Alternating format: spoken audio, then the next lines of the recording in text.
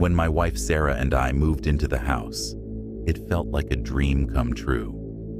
We'd been saving for years, and when we found the old Victorian at the edge of town, we couldn't believe our luck. The price was suspiciously low, but the realtor's explanation about the local market and the house's quirks seemed reasonable enough. Besides, Sarah was pregnant, and we were eager to settle in before the baby arrived. The first few days were blissful. We painted the nursery, unpacked boxes, and laughed about the creaky floors and drafty windows. But as the week went on, small things began to unsettle us. Doors we were sure we'd closed would be open. The faint smell of something metallic lingered in the air, especially near the cellar. And then there were the noises, soft shuffling sounds in the night, like someone was walking barefoot on the old wooden floors. Sarah brushed it off, blaming my overactive imagination. "It's an old house," she'd say. "Houses like this creak and groan." I wanted to believe her, but something about the place felt off. One night, as Sarah was sleeping, I heard it again, the faint shuffle of footsteps. This time, they seemed to come from directly below our bedroom. I grabbed a flashlight and crept downstairs. The house was silent, but the cellar door was ajar. I'd locked it earlier that day. I was certain of it. Swallowing my unease, I stepped into the cellar. The air was damp and cold, the smell stronger than before. My flashlight beam wavered as I scanned the room. That's when I noticed it, a faint outline on the far wall, like a door hidden beneath layers of paint and grime. My heart pounded as I moved closer. Scraping away at the surface, I uncovered an old wooden door, bolted shut with rusted latches. I hesitated, but curiosity got the better of me. The bolts gave way with a sharp screech, and the door creaked open to reveal a narrow staircase, spiraling down into darkness. I told myself to stop, to turn back, but my legs carried me down, one step at a time. At the bottom was a small room, the air stifling and thick. In the center of the room was a chair facing the wall. Chains hung from the armrests, their ends rusted and broken. The floor was marked with deep scratches, as if someone had clawed at the stone in desperation. My stomach churned. I'd seen enough. As I turned to leave, my flashlight caught something in the corner, a box covered in dust. Inside were old photographs. I pulled one out, and my breath caught in my throat. It was a picture of a couple standing in what looked like my living room. Their faces were blurred, their postures stiff. I flipped through more photos, each one eerier than the last. And then I saw it, a picture of Sarah and me, standing in the living room on the day we moved in. I stumbled back upstairs, heart racing. I wanted to wake Sarah, to tell her we needed to leave, but I didn't want to scare her, not in her condition. I spent the night wide awake, staring at the ceiling, jumping at every sound. The next morning, I decided to board up the cellar door. I didn't tell Sarah what I'd seen. She already had enough on her mind.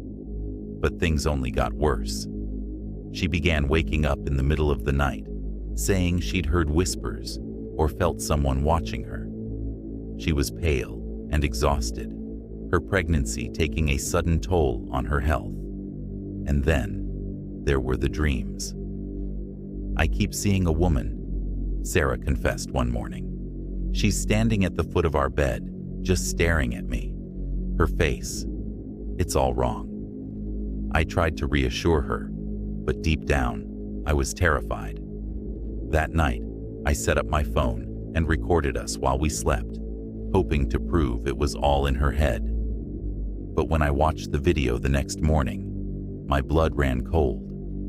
At 3 a.m, the video caught a shadowy figure standing by Sarah's side of the bed. It didn't move. It just stood there, watching her. And then, without warning, it disappeared. We decided to leave. I didn't care about the money we'd spent. Nothing was worth staying in that house. As we packed, the air in the house grew heavier, colder. Sarah suddenly screamed, clutching her belly. "It's the baby," she gasped. I rushed her to the hospital, but as we sped down the road, I glanced in the rearview mirror. The house loomed behind us, its dark windows like watching eyes, and for a split second, I thought I saw a figure standing in the upstairs window, waving. Sarah and the baby were fine, but we never went back. Months later, I heard the house was condemned. Some say it was demolished, but sometimes, late at night, I think about that shadowy figure and the photographs in the cellar. I wonder what would have happened if we'd stayed, and I wonder if, somehow, it's still watching us.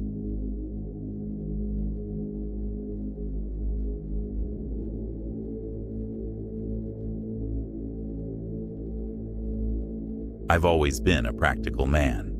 Buying a house on my own was supposed to be a milestone, a symbol of stability. I found a modest older home tucked away from the noise of city life. The house had character, with creaky hardwood floors, a cozy kitchen, and a spacious backyard. The price was a steal, because the realtor mentioned it had been on the market for a while. The first week was uneventful. I spent my days unpacking and settling in, the nights quiet except for the occasional groan of the house adjusting to its age. But soon, I began to notice small, strange things. It started with noises, soft thuds and faint scratching sounds that seemed to come from above. At first, I chalked it up to rodents. It was an old house after all. I bought traps and set them in the attic, but they remained untouched. The noises, however, didn't stop. They grew louder at night, almost rhythmic, like footsteps. I convinced myself it was just my imagination, or perhaps the wind playing tricks on me. Then came the food. I'd find small amounts missing from the fridge, a slice of bread, a half-empty carton of milk. At first, I thought I was just being forgetful, but it kept happening. One morning, I noticed a faint smudge of dirt on the refrigerator door handle. I wiped it off, only to find it there again the next day. I started locking my bedroom door at night. It felt silly, but the sense of unease was growing. One night, I woke up to the sound of something heavy being dragged across the floor. My heart pounded as I grabbed a flashlight and crept into the kitchen. Everything seemed normal, but the air felt off. The fridge was slightly ajar, the light inside casting an eerie glow. I checked the attic again the next day, but it was empty, save for the traps I'd set. The turning point came about 2 weeks in. I was sitting on the couch, half asleep, when I heard a creak. It was faint but deliberate, coming from the kitchen. I froze, straining to listen. Then, I heard it again. The sound of someone, moving. I crept toward the kitchen. The refrigerator stood there, humming softly. The air was thick with tension. That's when I saw it. The faint outline of a panel above the fridge. A crawl space. My stomach dropped. I'd never noticed it before. Slowly, I pulled the fridge away from the wall and used my step stool to reach it. The panel was loose, just barely wedged into place. My hands trembled as I reached up and pushed it open. The smell hit me first, stale sweat. Shining the flashlight inside, I saw a small, cramped space. There were crumpled food wrappers, an old stained blanket, and a small pile of what looked like my belongings. A sock, a toothbrush, my missing wallet. And then I saw him. A pair of eyes reflected the beam of my flashlight, wide and unblinking. He was curled up in the corner, his thin frame contorted to fit the narrow space. His face was gaunt, his hair matted. For a moment, neither of us moved. Then, he lunged. I stumbled back. He dropped to the floor with a sickening thud, scrambling toward me. I kicked out, connecting with his shoulder, and ran for the door. He let out a guttural scream, something between a howl and a wail, but I didn't look back. I bolted outside and called the police. They found him hiding in the crawl space. His name was Alan, a drifter who'd apparently been living in the house long before I bought it. He'd managed to stay hidden during the open house and inspections, slipping in and out at night to take food. The officers told me I was lucky. People like him, they said, often escalate to violence.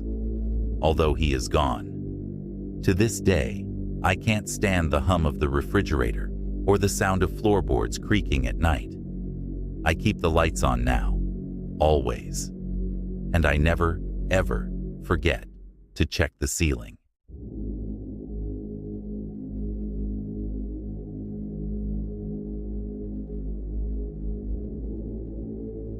Moving into our new home should have been a fresh start for our family.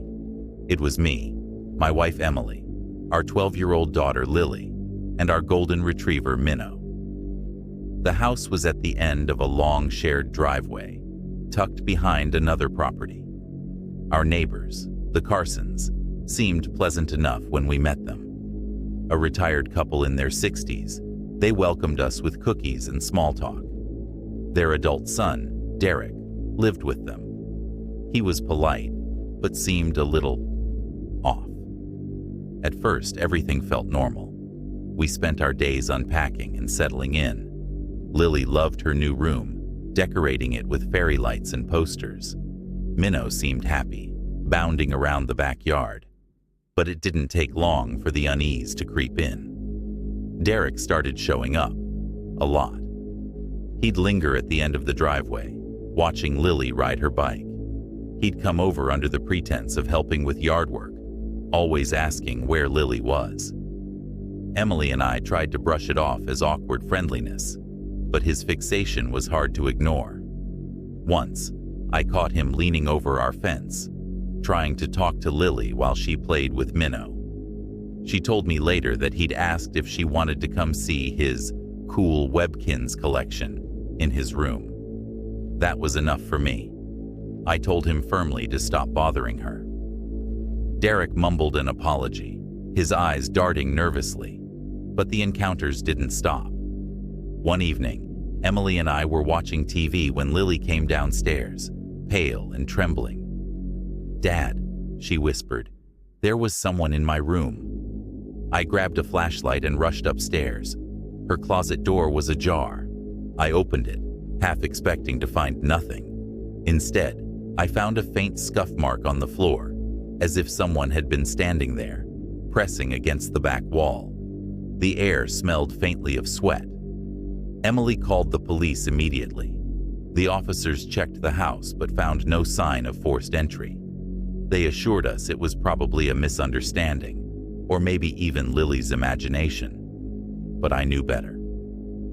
The next night, I installed locks on all the windows and put a deadbolt on Lily's door.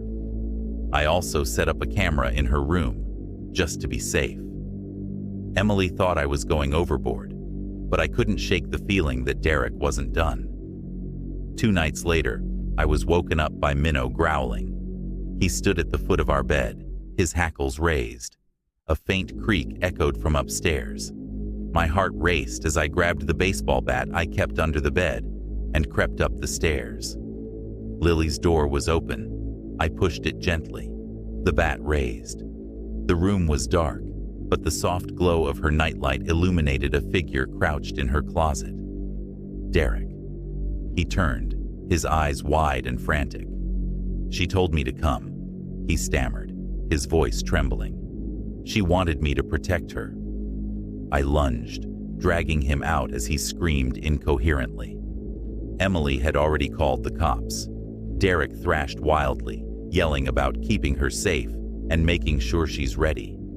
I held him down until the police arrived. When they searched him, they found a knife tucked into his jacket and a small leather notebook filled with disturbing sketches of Lily, drawings of her sleeping, playing outside, even sitting in the living room.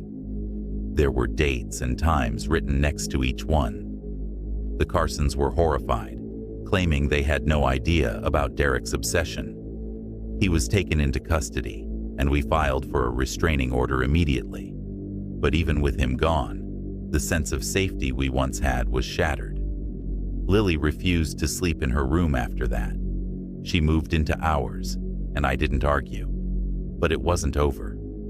Strange things started happening. We'd find the backyard gate open in the morning, though I always locked it at night. One evening, Minnow barked furiously at the edge of the woods behind our house, refusing to come inside. And then, there was the letter. It arrived a week after Derek's arrest. No return address, just our names scrawled in uneven handwriting. Inside was a single page. You can't protect her. She's mine. We moved out the next day, leaving most of our belongings behind. All that mattered was keeping Lily safe. Even now, months later, I still check the locks 3 times before going to bed. Emily says I'm paranoid, but I've seen Derek's face in my nightmares. Sometimes I wake up, convinced I've heard his voice outside the window, whispering Lily's name.